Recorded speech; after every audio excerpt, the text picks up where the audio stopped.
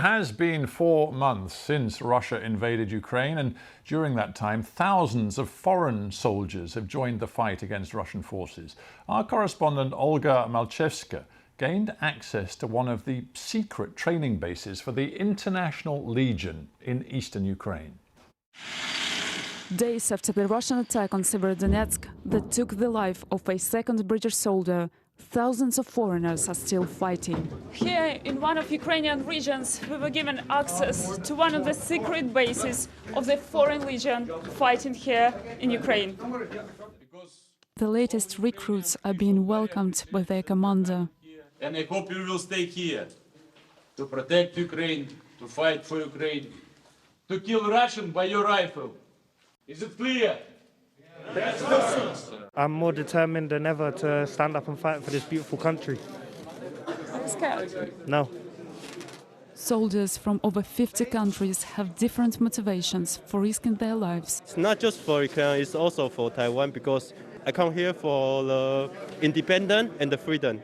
We are fighting for the democracy of this world against a dictator. If I'm alive, I'm going to stay until this war ends. Del McGee has been here for several months. Before coming to Ukraine, he had served in the British Army for 4 years. I was actually at work with my dad. I turned around to him and I went, "Dad, I'm going." His battalion has been involved in the fighting, and 4 men have been killed since the beginning of the war. The possibility of dying out here is probably on everyone's mind here, but I personally came out to help, and if I die whilst doing so, that's it. The International Legion is part of Ukrainian armed forces. All the soldiers here have official contracts, but all the top positions are taken by Ukrainians. Oleg shows me the battalion's bunker, originally built to protect Ukrainians from Nazi Germany during the Second World War.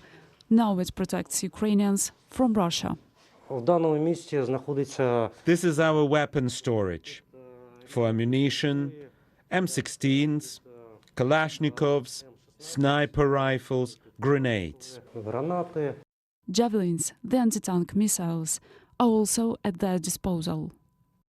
However, some recruits are not satisfied with the weapons they've been given. A lot of the supplies that are being sent through into Ukraine are going to, the Ukrainian government in general and being distributed out. And I think the Legion's on the bottom of the list they want to supply with gear, unfortunately. So I think we just get whatever's left.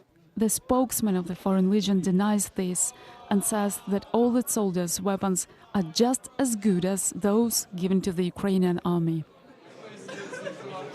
As the new recruits are dismissed with fresh orders, they are well aware that this may be the last moment they're together, but they are ready to serve till the end.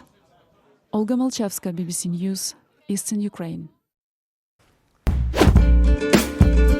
Today, the Supreme Court of the United States expressly took away a constitutional right from the American people. It's a sad day for the court and for the country. On June 24th, the Supreme Court overturned the landmark 1973 decision Roe v. Wade, which guaranteed the right to an abortion. After the court's ruling, all eyes turned to President Joe Biden, who has vowed to fight to keep abortion access. Legal experts predict that Biden will likely focus on the, quote, federal preemption, the idea that federal law overrules state laws. It's possible to argue that states can't lawfully restrict access to the FDA-approved abortion pill.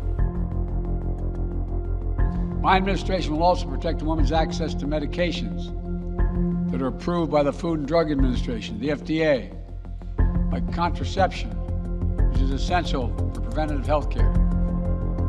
The president also said women should be allowed to travel freely to other states to get abortion care. If any state or local official, high or low, tries to interfere with a woman's exercising her basic right to travel, I will do everything in my power to fight that deeply un-American attack. Another focus could be on Medicaid, the largest insurance payer of pregnancy-related services. The joint federal and state program is required to pay for abortion care in cases of rape, incest, and life endangerment. While no executive actions were announced, Biden encouraged voters to support Democrats in November's midterm elections. This fall, we must elect more senators and representatives who will codify women's right to choose into federal law once again. My entire life, I've been taught in school that we are the land of the free and that we have this freedom given to us when we were born. And it's just infuriating and confusing on why that freedom stops at my body. I felt today was going to be the day that human rights were finally recognized, that human life, when it first begins, is valuable, and it's just as valuable as after we're born, when we're in our 20s, 30s, 80s, or even if we're 100. We are valuable at every stage of life. I came to celebrate the decision of the court to save lives. So I've been working for many years to defend the unborn, and today it's a great day for us because we finally got to the moment in which the court and the people is recognizing that there is a life that has to be saved.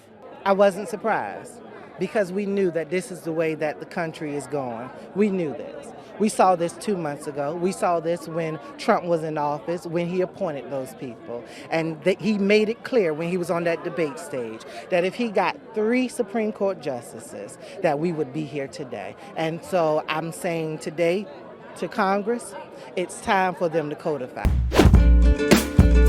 President Biden's late-night secret flights have been carrying migrants across the country. And Florida Governor Ron DeSantis says it's happening in his state, and he's taking action to stop it.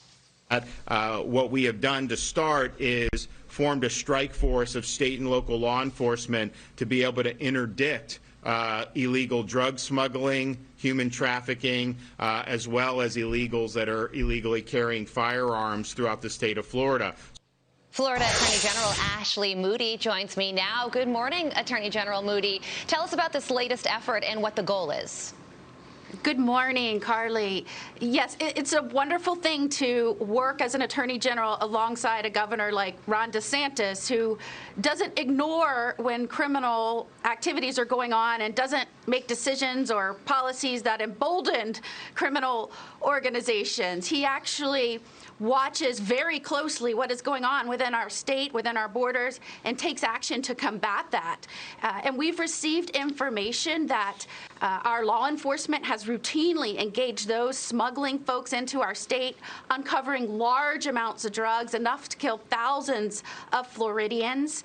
And enough is enough. You can't have illegal activities going on right in front of you and pretend they're not happening. As executive officials, we have a duty to act. And so this is a really strong, bold step by Governor DeSantis to call upon our office to work with and impanel a statewide grand jury to investigate how organizations and folks are helping, aiding and abetting these criminal transnational organizations that are smuggling children in a very dangerous way. We know that many of those are assaulted, hurt, raped, kidnapped. How are they facilitating the drug trade? You know, Florida wants no part of this. And if Biden and his folks want to help criminal organizations and want to take steps that are just hurting and harming Americans, we're going to do everything in our power to fight back against that, starting with this grand jury. Also want to get to this. The FDA and CDC recently started recommending COVID-19 shots for children as young as 6 months old, and Florida became the only state not to pre-order those COVID-19 doses for really young children. And there's also Publix, the big-time pharmacy in Florida, that's not offering these shots to children. So why is Florida taking this stance? Well, you know, in Florida, our Surgeon General has actually not recommended the vaccine for those babies and children. You know, he's very focused on the data and believes that for healthy children, that might not be worth the risks that are associated with that. You know, it's not surprising that you'd see corporations or businesses like Publix. You know, remember, Publix is a grocery store. And now this administration wants vaccines going into, 6 months to 5-year-olds. only 18% of parents are actually going to get that, so there's a lack of demand. There's very weak evidence to support that's needed for healthy children to outweigh the risk. Right. So I think there's a lot that goes into that decision making. You'll still see it available in private medical clinics, even in CVS and others that might be set up with specialized staff. But doesn't surprise me it's not going to be in a grocery store for that young of an age of child. Florida Attorney General Ashley Moody, thank you so much for joining us. Great to be with you. Thanks, Carly. Good to see you. I'm Steve Ducey. I'm Brian Kilmeade. And I'm Ainsley Earhart. And click here to subscribe to the Fox News YouTube page to catch our hottest interviews and most compelling analysis. And are you aware of any members of Congress seeking pardons? I guess Mr. Gates and Mr. Brooks, I know, have both advocated for there to be a blanket pardon for members involved in that meeting, and a handful of other members that weren't at the December 21st meeting as the preemptive pardons. Mr. Gates was personally pushing for a pardon, and he was doing so since early December. I'm not sure why. Mr. Gates had reached out to me to ask if he could have a meeting with Mr. Meadows about receiving a presidential pardon. Did they all contact you?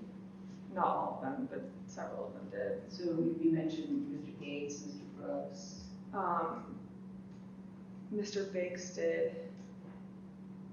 Mr. Jordan talked about congressional pardons, but he never asked me for one. It was more for an update on whether the White House is going to pardon members of Congress. Mr. Gomer asked for one as well. Mr. Perry asked for a pardon too. I'm sorry, I need to cut you off. Mr. Perry, did he talk to you directly? Yes, he did. Did Marjorie Taylor Greene contact you? No, she didn't contact me about it. I heard that she had asked White House Counsel's Office for a pardon from Mr. Philbin, but I didn't frequently communicate with